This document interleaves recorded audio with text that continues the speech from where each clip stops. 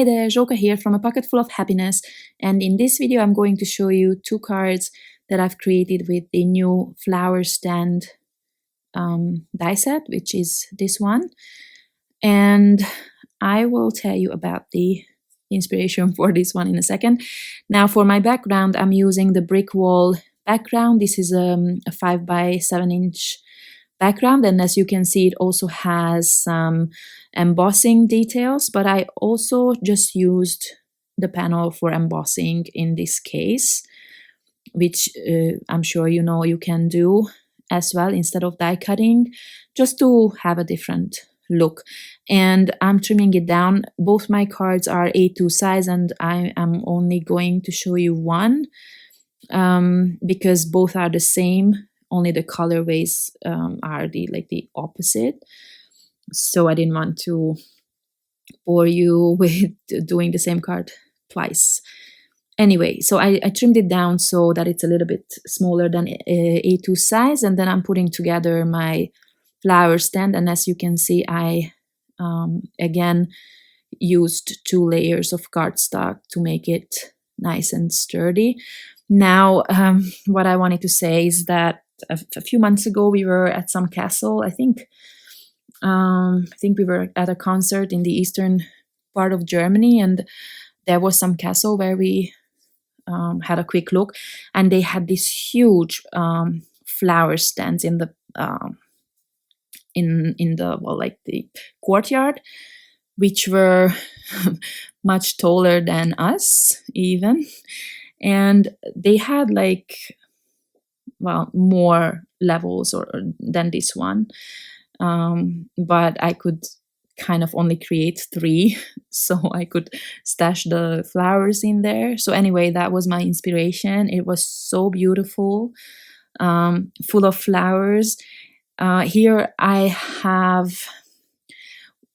kept the design a bit different because I needed the flowers to be a little bit larger. I couldn't keep the same sort of ratio as the original one or the real life one was, because already these flowers are pretty small, so you will need tweezers definitely, or I don't know.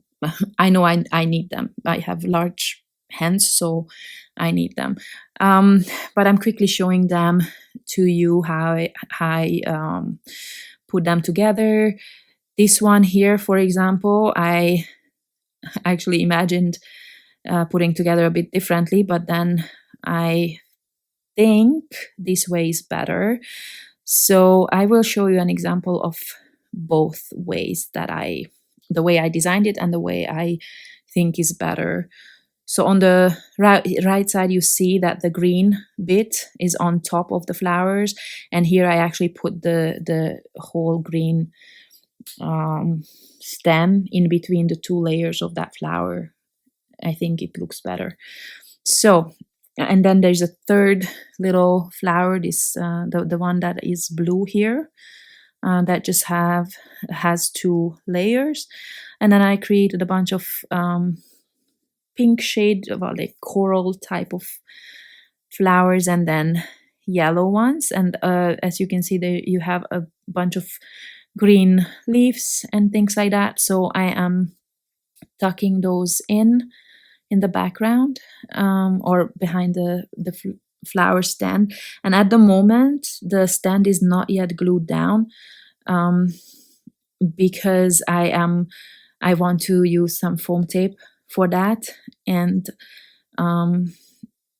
first I have to glue down at least this greenery. The flowers I'm going to trim so I can tuck them behind after gluing the stand down.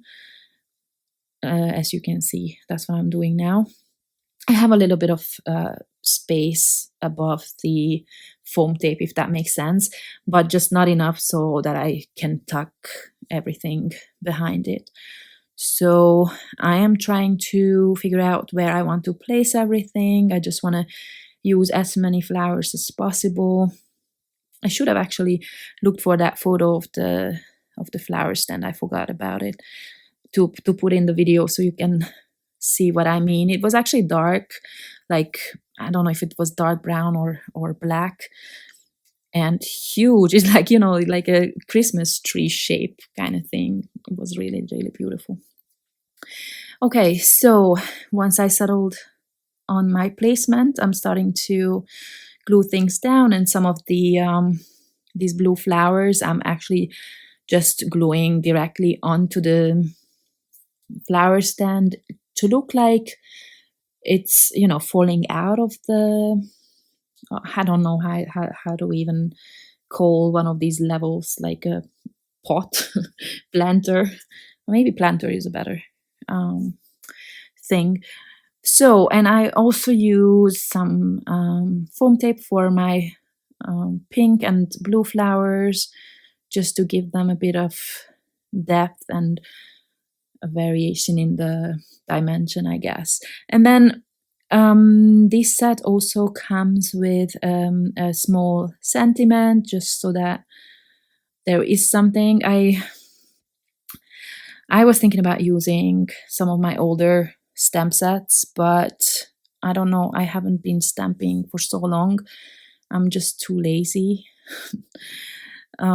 So yeah, instead I just used this small sentiment. That's why I added it to the die set as well. It just says greeting, so it's very simple. But obviously, if you're like me and have a lot of stamped or foiled sentiments, I have a lot of foiled sentiments from Spellbinders, and that's what normally I add to all my cards. I don't know. I don't like to waste time on sentiments.